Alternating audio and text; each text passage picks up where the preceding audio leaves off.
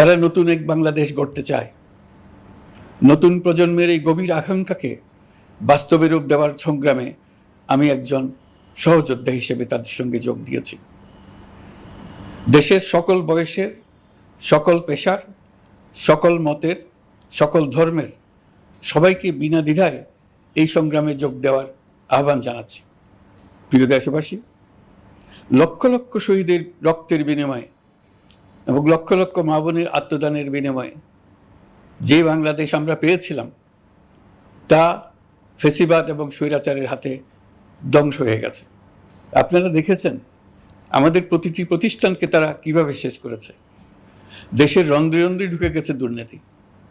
এমন এক দেশে আমাদের দেশ রূপান্তরিত হয়েছে যেখানে স্বৈরাচারের পিয়নও দুর্নীতির মাধ্যমে 400 কোটি টাকার সম্পদ করার মতো অকল্পনীয় কাজ করে গেছে।